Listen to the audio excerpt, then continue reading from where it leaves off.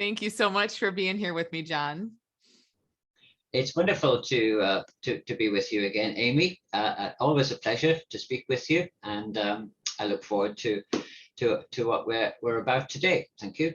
Yeah, me too. So I wanted you to be part of this curriculum because I love your books, and I think when I first read Addiction Unplugged, it was like uh wow, this guy's saying like the same thing. But in, of course, we all have, there's a flavor that comes through each of us, and different ways of talking about things. But I think I told you this when I first reached out to you a few years ago. Like, so many people had started saying, there's this guy that wrote this book and he talks just like you do, but in slightly different ways. So yeah, your work on addiction and guilt has just been so helpful for me and for a lot of people that I know I've shared it with. And so yeah, I'm happy to talk about Great, that. Amy. Yeah, okay. Yeah. Yeah, absolutely. And the sessions we've had, the different connections we've made have been exactly like that, as you say. We're both very much on a very similar wavelength, and the message that you've wanted to convey to your school is certainly one that I would certainly be extending to those who come across the books or come across me personally. So yeah, it's always been a good connection between the two of us. Yeah. So maybe start by saying a little bit about what you see, and this is a big question that we can unpack a bit, but what's kind of behind addiction and habits and things like that? We can kind of talk about addiction and habits and as if they're the same, if that's okay with you. Um, but what's behind that for people? Like, how are we born with a proclivity toward this stuff? Is it something we learn? Is it misunderstanding? Like, how do we find ourselves in these situations? Yeah.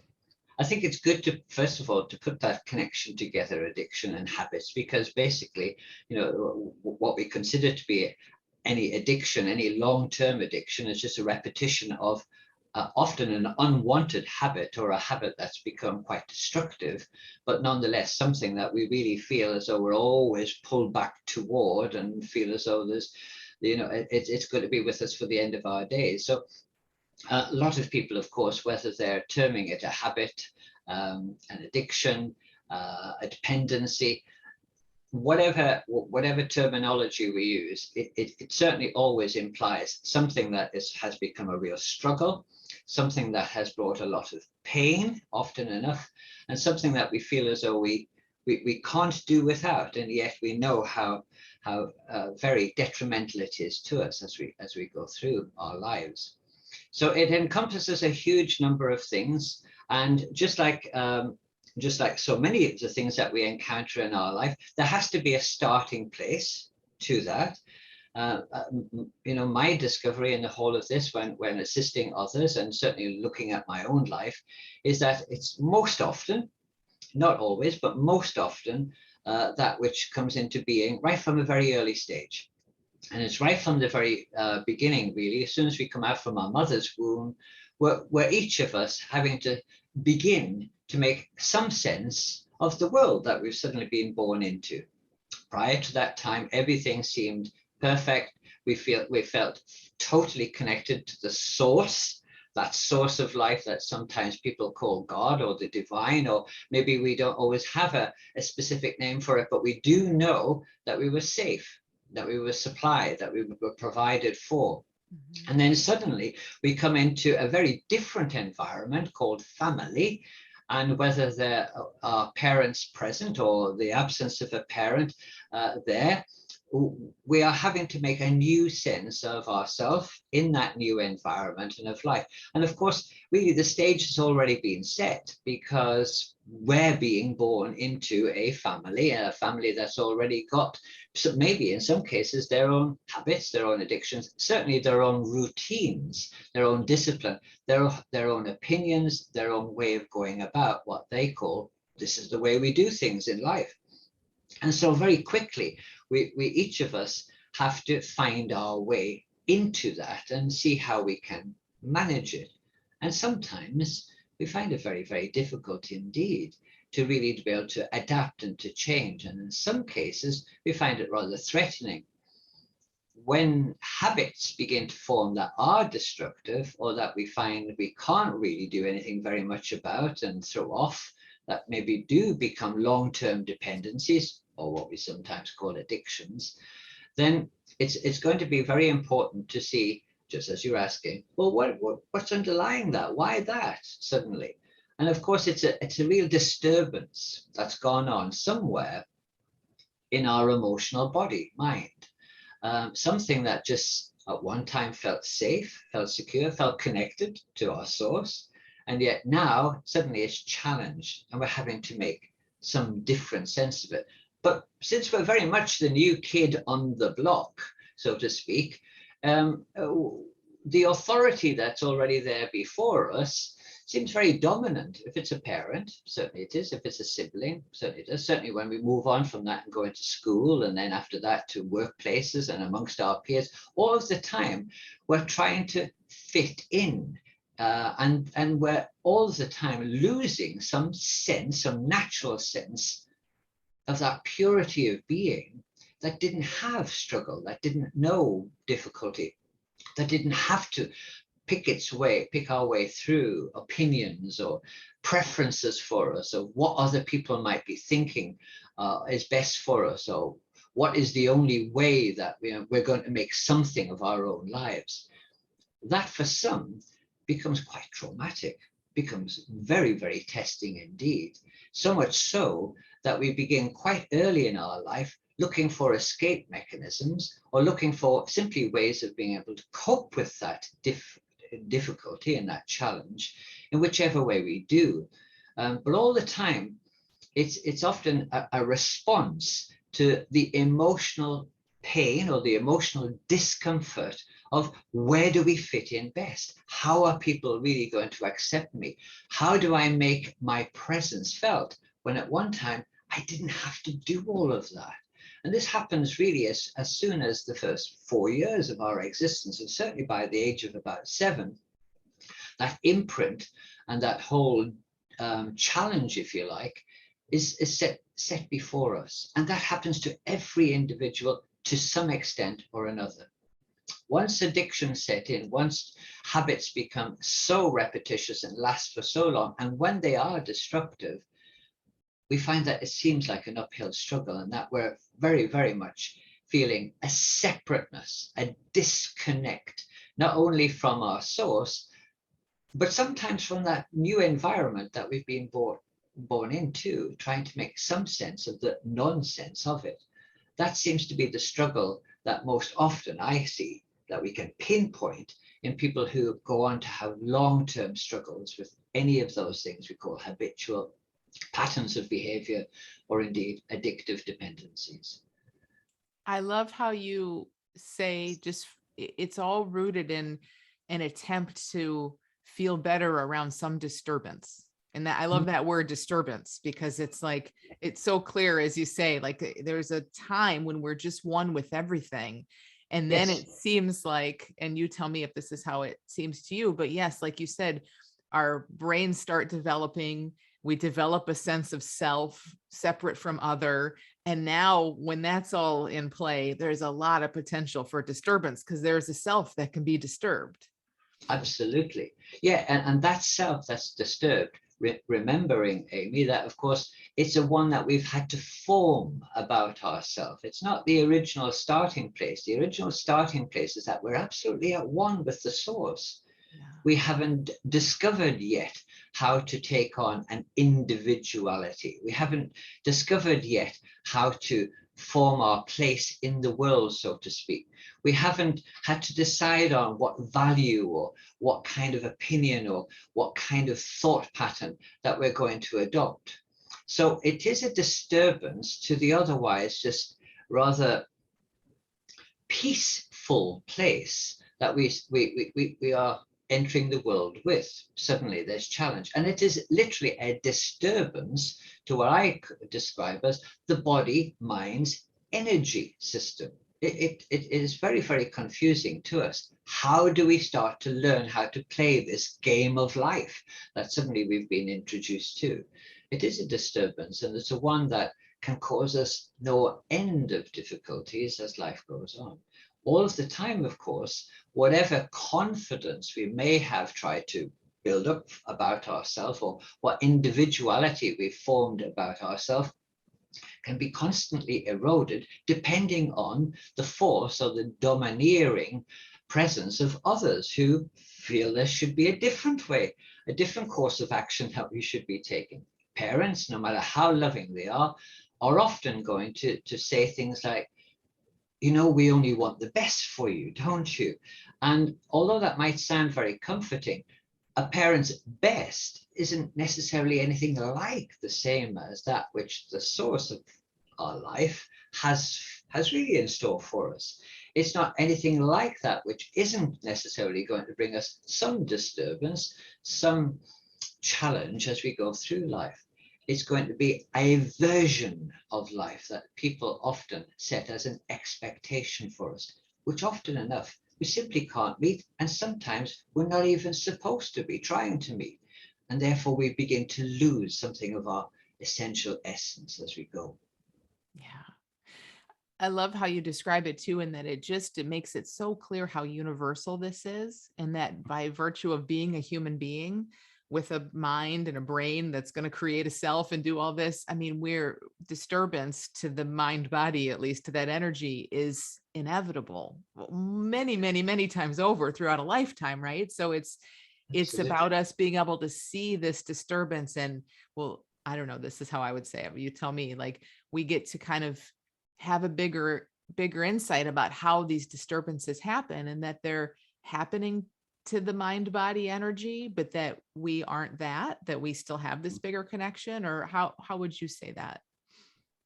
Yeah, we, I think it never goes away from us. There's always a something, an inner knowing, Amy, that we each have, but we've forgotten to remember it as time goes on, which is a particular description I often give to any kind of learned behavior. We've forgotten to remember that it was learned, that somehow or other we picked it up along the way, or we pieced it together and we presented it to the world as, this is who I am.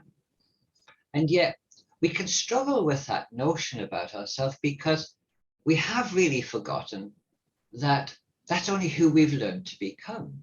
There's so much more to us. And, you know, the many people I have worked with, specifically who've identified their addictions, their dependencies, and have really found terrific struggles with them, will know once reminded, once it's reignited within them, once it's even put to them that that's a behavior, a learned behavior that can, of course, be unlearned, just as any behavior can, any learning can, then it's an immediate invitation to the individual to stop and to realize, yes, there must be more to me, and indeed to this life, to the way I've projected it, and to the way I've been trying. I don't doubt that we all try so hard to pick our way through life's challenges and difficulties, but the trying itself can, oddly enough, bring about even more disturbance to the body, mind's energy system, because it's all about a doing process and a trying to win over approval or acceptance. That's hard work. It's absolutely exhausting. And addictions are, and habitual patterns of behavior are, especially when we know that they're, in some cases, absolutely destructive. Yeah. It's a tough one. It's a tough one until it isn't a tough one. It's a tough one until we become what I describe as becoming more consciously aware. And that basically is to finally gift ourselves the awareness sufficient that we are so much more than who we've come to think we are, and we're so much more than how our beliefs would come to believe we are, so much more. So really, it's constantly then about calling into question, putting under the microscope, under the light, what thoughts that have plagued us so much about our life, that have often caused us such heartache and pain, are true. Which ones do we really want to hang on to? Which ones can we let go of? which ones have really served us well, which ones haven't, and what underlies those thoughts. It's got to be a belief, a core belief about what is it we think this thing called life is, and who and what do we think our part in is it to play. The essence, that which comes from our source, simply knows it's to be a creator. Like everything is a creative source. And we have to discover along the way that we're either using that creativity or that it's actually been deprived in some way, denied us in some way, squashed, and therefore hasn't actually really been put into practice. That's what really ultimately I see causing such pain in those who experience addictions and habitual patterns of behavior. Yeah. A couple of things that you said in there. I love how you sort of said, like, we're so in this, and this is what I've seen in my work too. We get so caught up in the habitual stuff. We get so identified with our experience, with who we think we are, with all of this. And it just feels so personal. Life feels like it's happening to us in our own heads. It's the way our mind works. It all revolves around us in our heads. So even though we sort of know better, it just starts to feel like it's all right here and all about me. And then like you said, to kind of help someone just see, no, this is just habitual behavior. That's not you. That, I think, is just so huge, for people to start to wake up to, of like, Yeah. none of this is personal, it's learned. I wasn't born with this isn't essential. It's just very heavily practiced, but it's added. That's It's huge. added. It's a huge pressure too, of course, as a result, isn't it? Because, none of us, even if we've had the parents from hell, none of us particularly want to disappoint them, want to upset them further, want to rock the boat. We do try. We do try so hard to fit in. But of course, in the doing of that, we're keeping very much in place a real smallness about ourselves that in itself is making our essence, our truth about ourselves, our magnitude feel so beyond us that just sounds like a really nice idea out there somewhere, rather than it actually really being our essence, our very soul, if you like, that which truly never dies, literally never dies. Our body, mind does, and all its habitual patterns of behavior and the various addictions, even if we've lived them, 80, 90 years, once our body actually, moves on from this world, then I can only think what a beautiful release that must be for the soul that's no longer carrying that heavy burden that we may have learned and made some kind of sense of as early as 2, 3, 4 years old, and was so unnecessarily burdened by. Yeah. It's important. There's a beautiful kind of understanding, a saying, a wisdom, that to learn to die before we die, before we physically die to those ideas about ourselves that, in actual fact, we try very hard to function in and to make work. They were often enough the expectations of others, but they never did feel right, never did fit right. Right. And if we would only had been equipped better, taught better, shown better, that with more awareness, of course, we didn't have to try to bring those along with us at all. We actually have the ability, once we calm the thought patterns, once we look at the beliefs behind them, from a place of awareness, to just let them dissolve, let them disappear. They're only creations, fantasies of the mind, often of other people's mind, that we've tried very hard to harness and make our own. Without that, there's that beautiful sense of freedom, peace. This is who I am. This feels more like me. And when a person, no matter what they've been addicted to, or no matter how long they've been in the turmoil and the disturbance of such a thing, that discovery in itself can feel like absolute relief and release, magic on the spot. Why? It's almost, there can be an annoyance and an anger about it, and a rightful one too.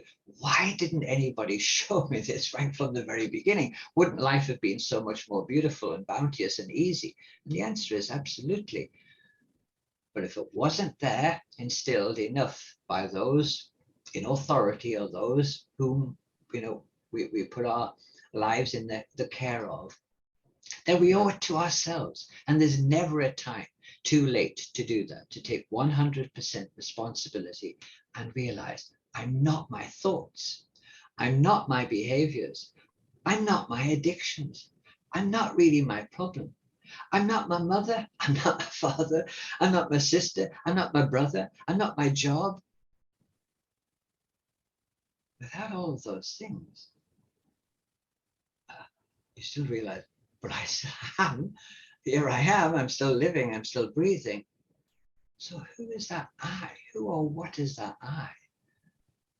That without all of that, and is still being lived and breathed in this very moment of realization, gets the opportunity to then at last step into life, probably for the very first time, without all of that burden and pain and suffering.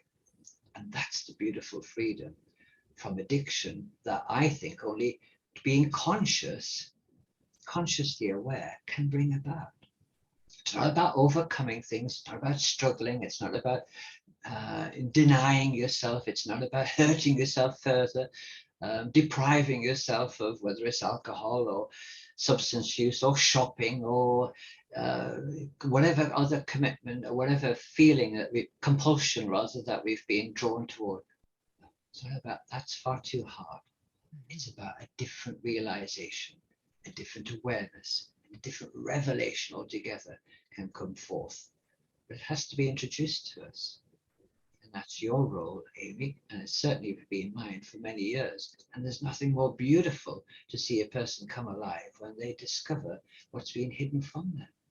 Yes. And to see how natural, how normal it is, I should say, that we look like do all those things you just said. We look into the problem because it looks like a problem and it looks like our problem. And then we try to fix it. We drink less, or we make a new behavioral plan, or we try to make amends and think that's going to solve everything. And it's like, we'll muck around in all the psychology and the behavior forever, but it's when you look in this different direction. I love how you said that it's like, we have a nature that no matter how much disturbance there has been, our nature is untouched. And when someone can just look there and get a feel for that, that starts to take over. Absolutely. And you're right, it is a new perspective that we have to, since it's not been afforded to us. The people in your school now who are going to have the real privilege and the real opportunity of opening up for themselves that new perspective, the new lens through which to understand and see and feel their own life and life at large so differently through that lens, will be the experiences of that freedom. It's a new perspective that hasn't been taught and shown to us, that hasn't, largely speaking, been opened up to most people. It's been very convenient for many of the powers that be, even those within the fields of addiction treatment and recovery, to still have people going through the rigmarole of such hardship and denial and having to confess, how terrible they've been and what a mess they made of life and how guilty it's made them seem and how much shame over that. That kind of punishing aspect, to my mind and through my experience, does nothing other than to add yet another layer of doubt, self-doubt about our own very beautiful presence that's still yet waiting to get off the starting blocks and simply to be given the green light to go and step in and make the difference as the creators that we are into this beautiful life that's there before us. What do you see it be like for people when we've all grown to a certain point of taking on the disturbance as if it's us, and identities and all of that, all the beliefs and all the thoughts? And then you kind of say, hey, what if you're none of that? I mean, I sort of know the answer because I do the same thing. And I know sometimes people wake up to that Yeah, go instantly for and it. it's Yeah. huge. And sometimes it takes a lot. But I guess Yes. if there's anything you can say about I know it's not really a how, but how someone might do that if they're feeling so identified with thought and experience. What's that like to start to look in a different direction? Mhm. It probably for many people at first, because it's so unheard of, so unused in a sense, so unfamiliar, because it hasn't been shown, hasn't been taught, hasn't necessarily been given as an example, it can seem like pie in the sky. But you know, to the person who reaches what sometimes in that world of addiction is termed rock bottom, or when really it feels as though, I've tried everything under the sun and really I'm still back to square one. There is a time, I think for most, where that essence that I'm talking to you about, really that's there all of the time, but has very much been diminished and held back from us, actually breaks through on its by itself of its own right, and brings to the realization, to the awareness of the individual, that there is, of course, so much more to you than you have come to think there could be. And once that dawning comes, then immediately we are invited, in a sense, to realize whatever mess I have made of this life, or have believed myself to have been, or have been constantly told I have been, and how much different it would have been if only I had have done it the way of my mother, the way of my father, the way of my teachers, the way of somebody else out there. Life would have been just so very different. Well, that's not a truth, of course. That's another little opinion and an idea in its own right of somebody else's. So, in a sense, we at some point are going to have to sit in and really feel sometimes the pain that comes with that which we have been the maybe long-term experience of, either plagued with the self-talk, that nagging voice in the head that often enough might well belong to a teacher, a parent, or whatever, but soon we come to convince ourselves that it's the thought of our own in our head about ourselves. And it's that time when really, in a little place, even in a moment of calm and peace in between one thought and another, we can grasp what I'm here speaking about today, what your work, Amy, has all been about, and is to bring the person back to the truth, to the presence, where none of that chatter is telling them any of those things that could be possibly true about any individual. It's just repetition, repetition, repetition. It's turmoil, it's pain, it's hurt. Without the pain, without the turmoil, without the hurt, without that disturbance going on, everything in life is perfect, isn't it? If we even, any one of us, captured just a little while where the mind seems to have taken a little bit of a break and a rest, it's always beautiful. So much so that we don't want to disturb it again in case it jumps back into its action again, which of course it does. But once we realize that's just what it does, and it will always just be what it does, it's not who I am, there's a breakthrough in itself. It's a huge breakthrough to realize that the voice in their head is a mixture of all kinds of different people that have probably come into your life with all kinds of different elements and emphases of that voice that's speaking, usually negatively and detrimentally about our own precious individual self. And in that moment, there's the immediate opportunity for us there to say, this is different. Now, how can I extend that moment of awareness into everything, no matter what our thoughts are doing, no matter what beliefs are sitting behind them, to actually make sure that I'm here, I'm breathing. Life is breathing me, therefore it has no judgment over me. Otherwise, I would not be here. And yet I am here. And in that moment, we begin at last the possibility of treating ourselves to a very different existence and a very different experience. We have thoughts, but we're not the thoughts. We will have learned beliefs, but we don't have to keep them after all. It's only a belief, a set of opinions. A belief is what? A judgment, basically, isn't it? That's been often enough passed on to us and that we've harnessed and taken on as if it were a truth about ourselves. No. Once we start to disentangle many of those things, we find there is a different way. And of course, through your school, through the teaching of my own, it's been very much to bring that as this new starting place, the new perspective, to a person who at last feels ready to move through the turmoil, through the hurt, and into a very different experience of their own self. And I see it all the time, and you will too, Amy. And there's nothing more beautiful for you or for I to witness that. And of course, the person who does open that Pandora's box of newness, there's no way they want to close it down and go back to the old me, because it's too beautiful, it's too free, and it brings a huge amount of new discovery at the same time about the past, the possible future, which maybe seems so daunting, and at last, how to live more presently in the moment, which is the only place we ever can be, but we seem to think that we need to be off there in the future or worrying about things that are long past. That's when the magic begins.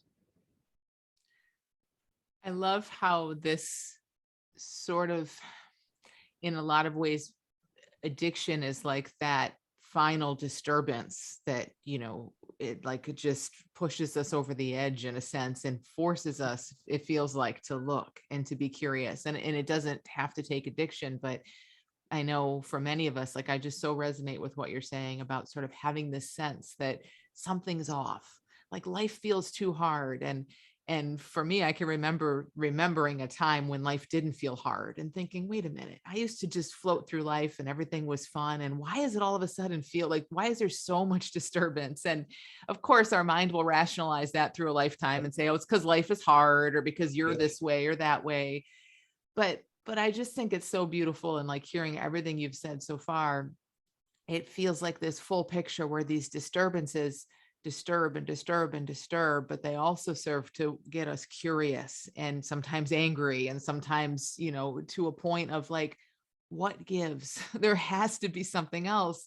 And then when we get to point someone in that direction, or anything points them in that direction, yeah, how amazing to see. I Oh, think that's I knew great. it was different. Yeah. And I can definitely get that. Yeah, our addictions, oddly enough, and our repetitious behaviors, our habits that have caused us no end of difficulty, oddly enough, they can serve a great purpose once we see them through a new lens, through a new perspective. Yeah. My own way of describing that is they're there in a sense to remind us of who we're not. Mm-hmm. Of who we're not.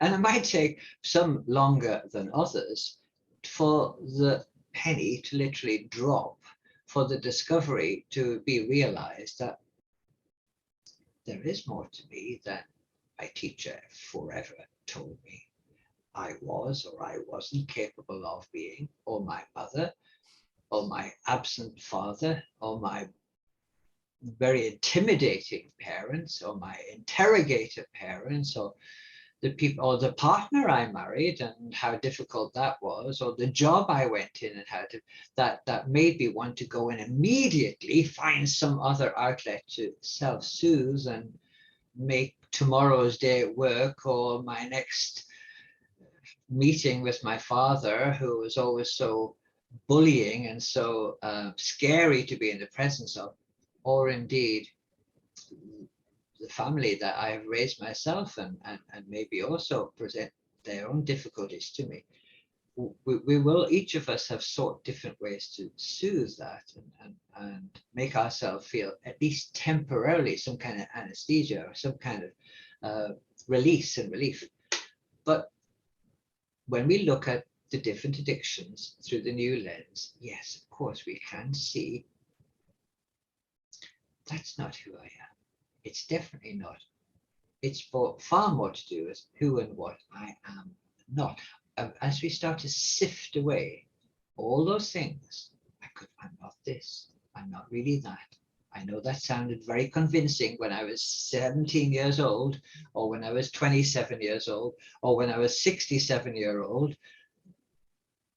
But I now see that that was a fabrication of the mind, constantly, repetitiously given to me by others who maybe believed it about me. And I accepted it to be a truth. And now I realize, let go of that and see that my addictions have actually brought me to this new realization. And from that new realization, your presence, if you can think of it as an energy, it can fill a room space.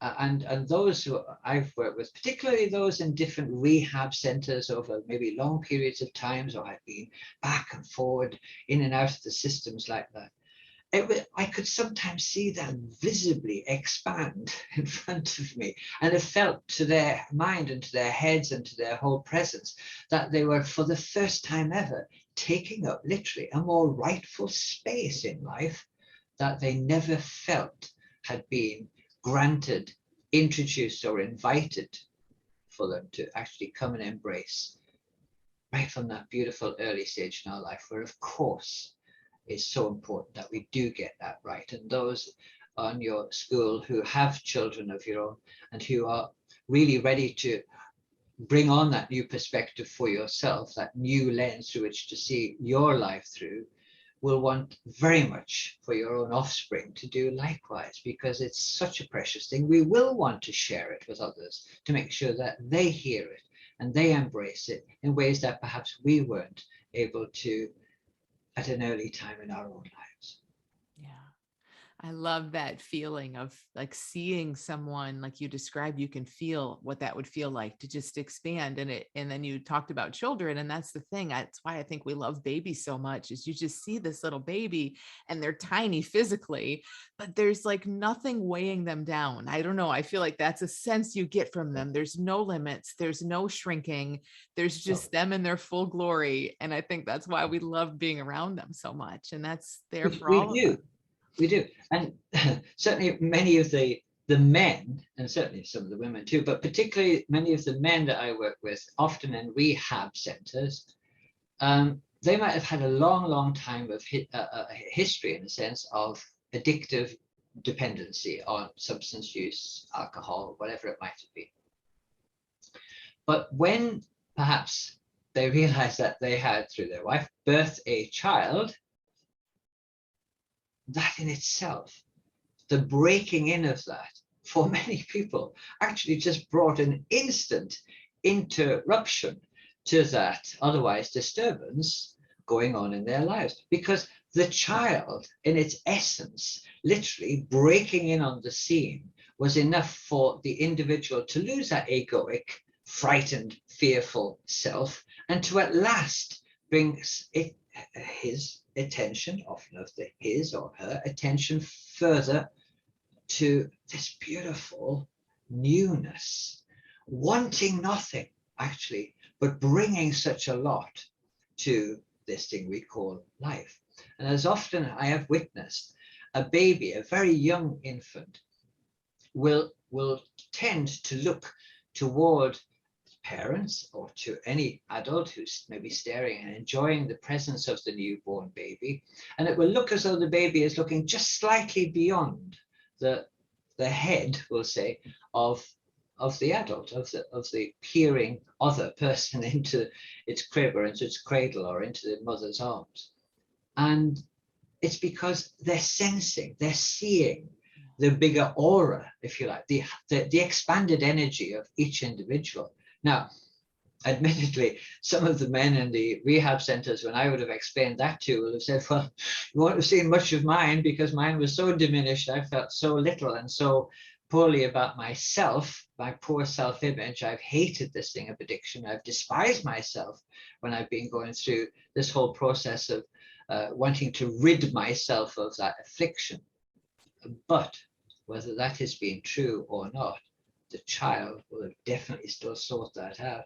And then it's been a beautiful thing for that adult caught up in such a poor image about their own self, was able to more and more mimic what the lovely child was actually showing them how to do.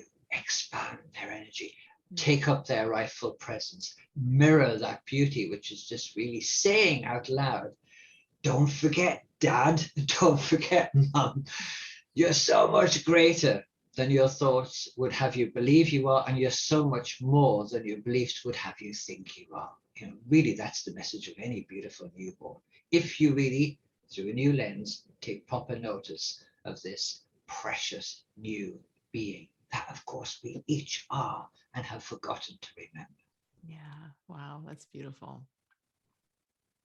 I love that. It's also very like, we come as we get more mind identified, we come to identify, like kind of merge with, thoughts and feelings and objects and all of this stuff. And it's like the baby hasn't yet. So that also makes so much sense. Like, I love how you said that their gaze is so big. Like, why would they look at this one little tiny limited thing right in front of them when there's all of this? And in a way, that's exactly what we're talking about, right? When we're struggling and suffering, we're so focused on some little tiny thing, not a thing, but like some experience, in front of us, rather than zooming out and sensing the hugeness of life.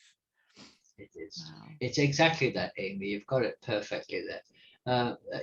Our world, if you like, is dwarfed. It becomes so tunnel vision, and we can very, very easily get so lost in thoughts, so lost in behaviors, and so dismayed at just how we've come to put up with those things, to the extent that it has been such the disturbance to us, mind and body, for so long.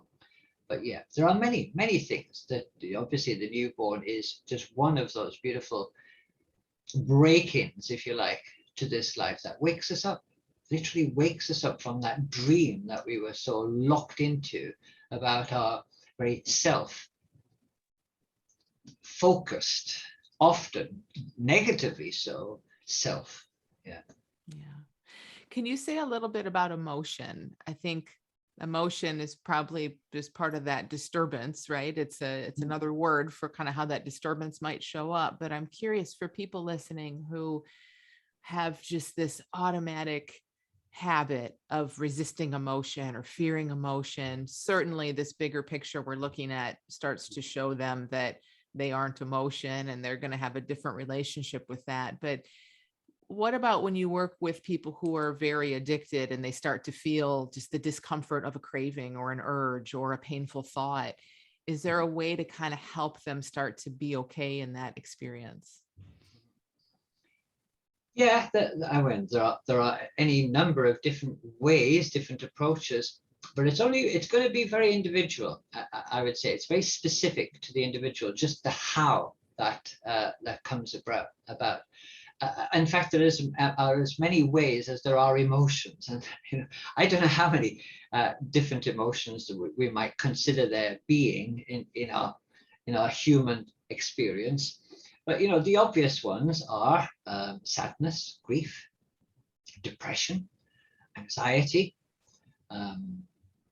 overwhelm. They're some of the very heavy, burdensome ones, and then there are others that are joy, exhilaration, exuberance, feeling of revitalization, the unexpected. Often enough is that which bursts in on the scene that we might think are the lighter, often enough the preferred emotion. So we're in and out of different emotions all of the time.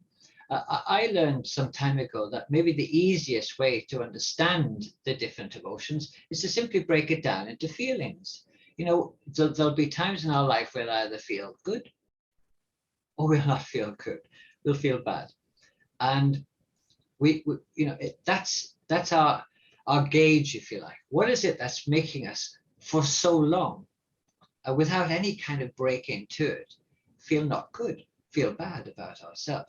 If we're on that constant, that line, if you like, of uninterrupted level of emotion, particularly if it's something like depression. I mean, think of the word depressed. It's a bit like suppressed or repressed, and depressed.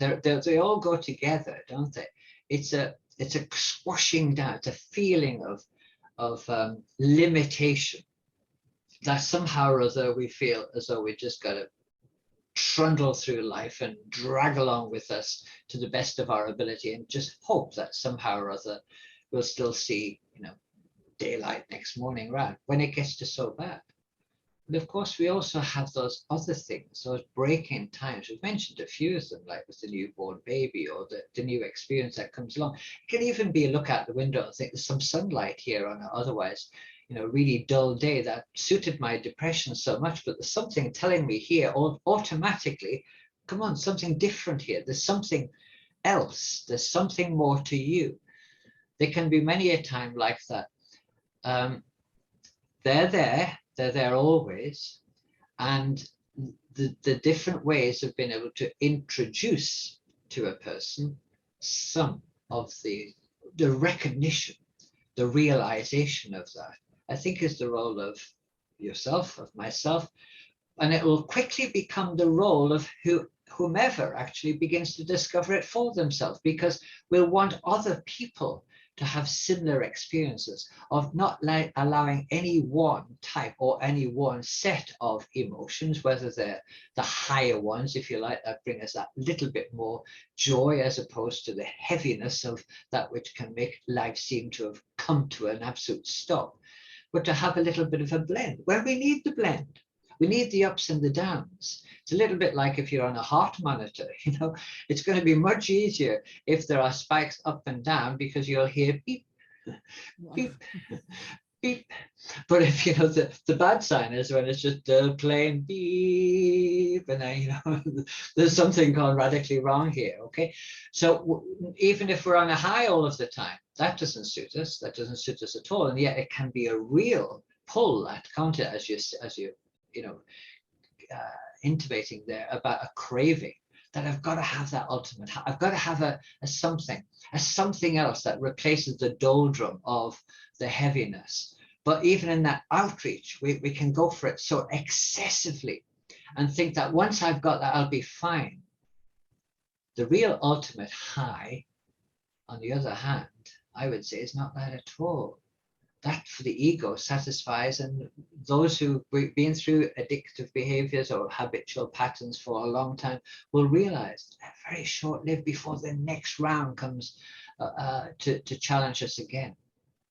But the ultimate high is opening the Pandora's box to realize I have emotions, but I'm not my emotions. I can therefore also decide from my place of awareness which next emotion as it comes along am I going to put attention toward, latch onto, and which actually can I be selective for my new place of awareness to dip into and dip back out from, dip into this one and dip back out from.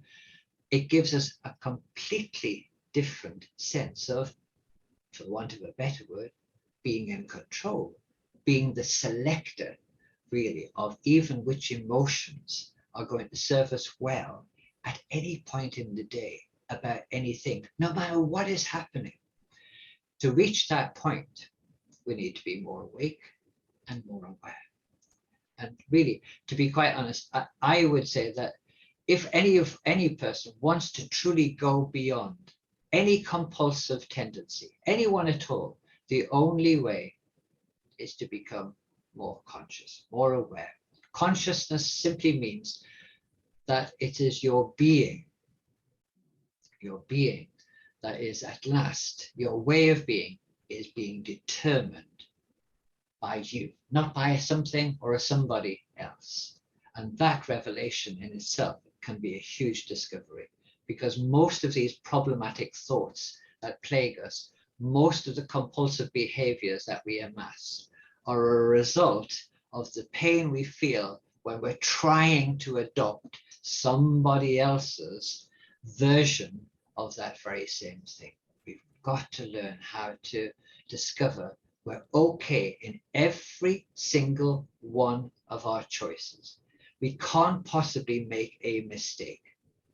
And even if you made a mistake, so what? It was something that, well, if I hadn't tried it, how would I have known it was a mistake, or how would I not? But so you're still discovering.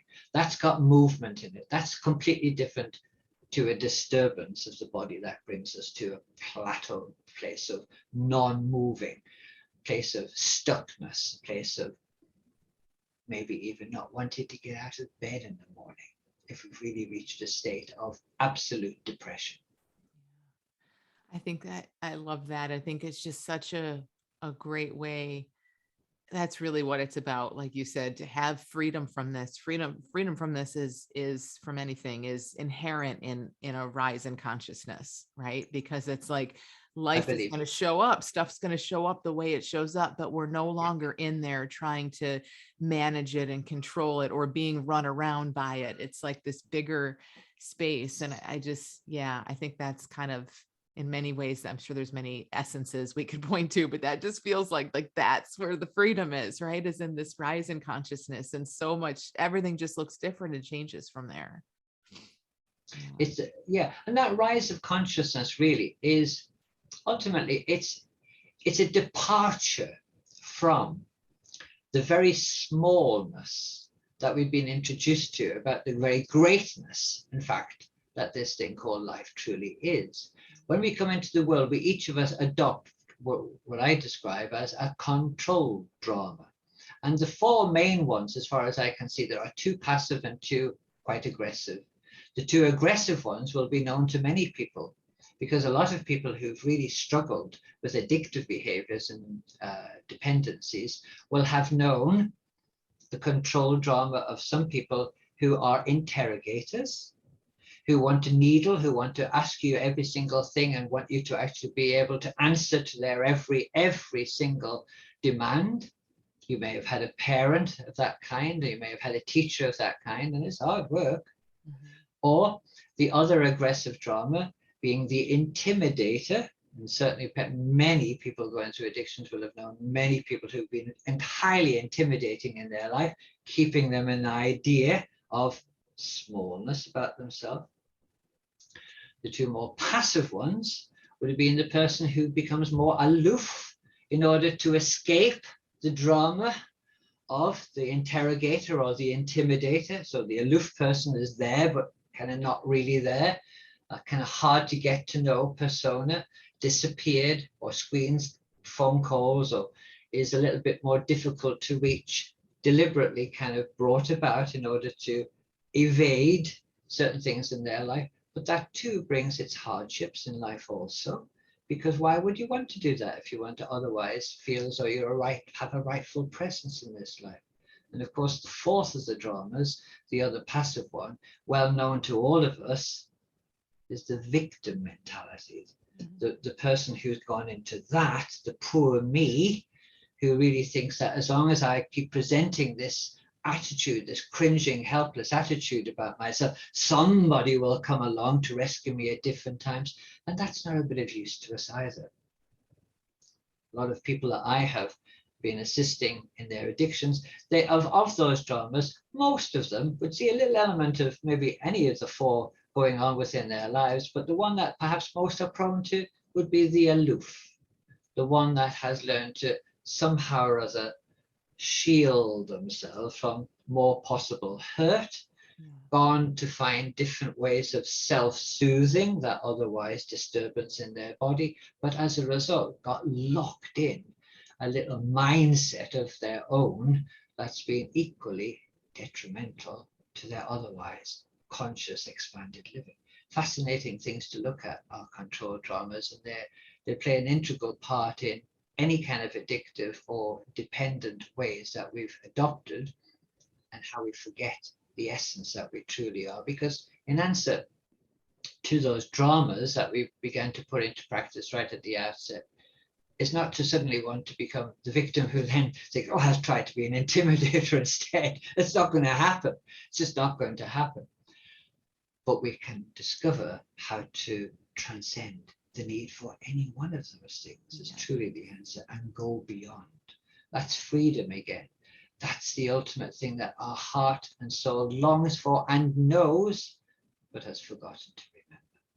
Yeah, it really speaks to the power of like you said, awareness and just seeing what's playing out. Because even as you describe all four of those, it's like every one of those is its own protective thing in its own right. You know, it's all Yeah. so beautiful and adaptive in the big picture, and also so Yes, painful indeed. when we're in it. But when we can transcend it, then you start to see the perfection even in all of those. Yeah, Yes. that's awesome. And transcending is simply seeing, what element of those things in certain situations might be productive, might serve you well, but to be locked into it in its entirety and thinking it is the only way to operate, this falls far short and can be disastrous and can lead to only heartache and feeling as though we're up against life rather than actually truly belonging to it and being an integral part of its beautiful creation. Yeah. Thank you so much for this conversation, John. I love it. I love how you talk about these things. And it feels so hopeful. And I know it will for people listening, that we don't need to solve for all of that heavy, complex stuff. We're looking in a different direction, and it's just incredibly hopeful there. Life's far too short to be even attempting it, isn't it? Now, we can only see that when we're in a different disposition. Yeah. But you're doing fabulous work there with your school, and it's always a joy to connect with you, Amy. And always, I'll be very happy to do similar as we've done today. But I wish every one of your participants a really, really fulfilling time as you move through the curriculum with them, and I'm sure they will. And thank you very much for inviting me to play my part in this today. Thank you so much for being part of it. I really appreciate it. Great stuff, Amy. Thank you.